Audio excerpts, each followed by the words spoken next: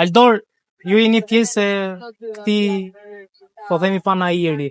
Për çfarë vendoset që të merrni pjesë? Agromaxi patjetër që është një nga liderët në tregun e muzikës dhe jo vetëm në atë, dhe një panajir i cili është zhvilluar për herë të parë në Tiranë si Ky Musicsit, është një oportunitet që jo vetëm artistët, por dhe ne të tregojmë ose të komunikojmë në mënyrë të drejtë për drejtë me publikun se çfarë bën kompania jonë dhe çfarë lloj avantazhesh mund të sjellë në treg dhe ka sjellur në treg këto 10 vitet e fundit.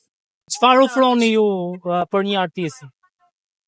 Ne për një artist ofrojmë çdo gjë që një artist faktikisht sot i duhet për të gjeneruar të ardhurat në të gjitha rrjetet digjitale, për të krijuar një identitet, një brand në të gjitha platformat digjitale dhe sigurisht për të siguruar anën dhe aspektin ligjor dhe administrativ, e cila gjithmonë duhet patjetër edhe për pjesën e veprimtarisë të një artisti të ri në treg ose dhe një artisti të vjetër në treg, i cili e do marketingun të kustomizuar, e do pjesën financiare stabile dhe sigurisht në rritje.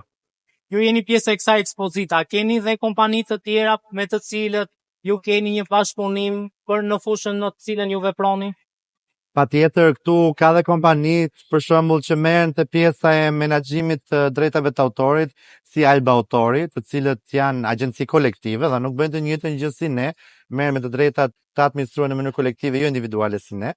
Dhe patjetër dhe me ato kemi një shkëmbim shumë të mirë informacionesh dhe strategjirash për ta përmirësuar situatën në treg. Edhe këtu te ky panajir kemi persona që vinë të stendi jonë dhe kalojnë edhe andej dhe vinë prapë te ne, domethënë që dhe i shkëmbejmë ato si artista në mënyrë që të marrin edhe një informacion të kompletuar për të gjitha sektoret, të cilat atyre i duan për të qenë të suksesshëm dhe fitimprues në këtë industri. A duhet që ekspozitat e ngjashme të organizohen më shpesh?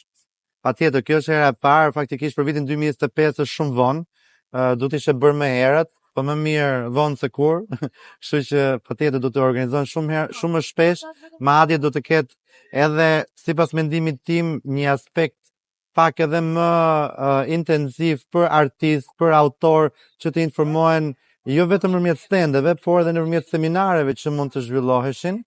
Diçka që këtë herë nuk e pash që është bërë, po ndoshta herës tjetër mund të zhvillohet në mënyrë që ato të mësojnë se çfarë do të ndodhi me të drejtat e tyre, çfarë do të ndodhi me strategjinë e implementuar nga kompani të ndryshme në fushën e distributimit, që ato të jenë të suksesshëm.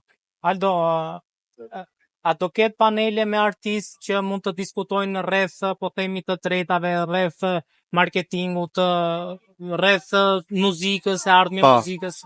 Atëherë, nesër kemi 2 panele, një në orën 10:30, në të cilin do kemi 3 artistë goxha të njohur që do flasim të gjithë bashkërisht për temën e klikimeve falso, që është një problem shumë i madh në tregun tonë, sidomos për artistët e ri.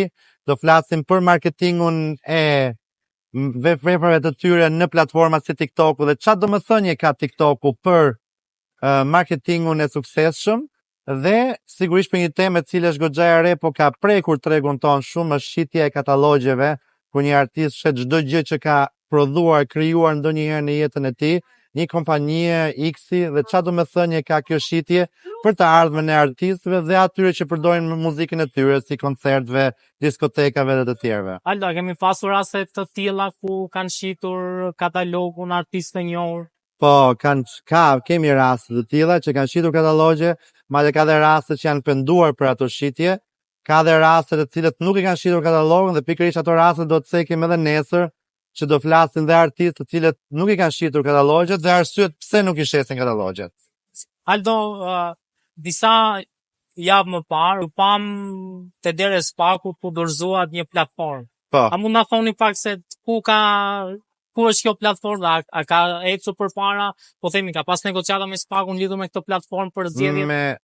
Me Spakun kemi një urë komunikimi se si do raportohen informacionet që kjo platforma jon do identifikoj Spakut dhe KQZ-s. Kjo është çka kemi arritur me Spakun në komunikim, dhe një urë komunikimi për raportimin e këtyre informacioneve. Ndërkohë ne kemi futur diku te 1700 kandidatë të ndryshëm që janë duke kandiduar për të marrë votën e popullit në monitorim.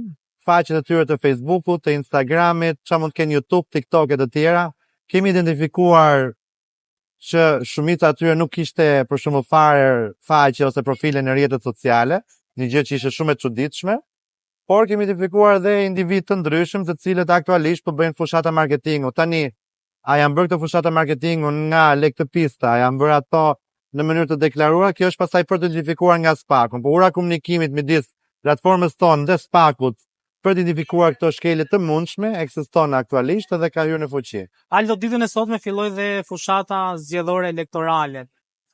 Deri më sot, a kemi një shifër të përafërt se sa mund të jenë harxuar, po themi, në platforma digjitale nga kandidatët për fushata marketingu? Deri tani shifra nuk është akoma shumë e lartë, po ato gjëra që kemi parë ne mund të jemi diku te 200 deri në 300.000 euro si buxhet total. Por jemi akoma herët, domethënë në fushat, dhe do të kuptojmë që vetëm disa javë përpara se zakonisht jepet vota, atje hidhet shumica e lekëve sepse është sa më afër datës dhënies së votës. Te kemi parë dhe në vitet e kaluara, në zgjedhjet e kaluara. Aldo, pak ditë më parë, Drejtoria e Përgjithshme e Tatimeve nxori një të dhënë një informacion ku thoshte që 34 milion euro në vit gjenerohen nga platforma digjitale për Shqipërinë. Po. Sa mund qëndroj kjo shifër dhe a mund të na thoni pak në dijenin tuaj kush gjeneron më shumë nga platforma digjitale? Unë nuk jam i sigurt se si e kanë nxjerrë Drejtoria e Tatimeve këtë shifër, sepse nuk e di a kanë përfshirë dhe të ardhurat që për shembull Acromaxi i paguan personave të ndryshëm në Shqipëri.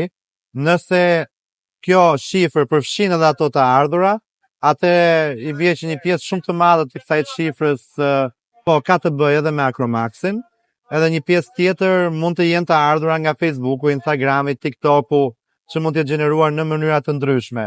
Por si gjenerojnë këto të ardhur, këto gjenerojnë vetëm nga klikimet që krijohen jashtë territorit shqiptar. Do të çdo gjë është eksport në këtë rast, dhe patjetër që kjo shifër është domethënëse, por prap nuk është mjaftueshëm e lartë.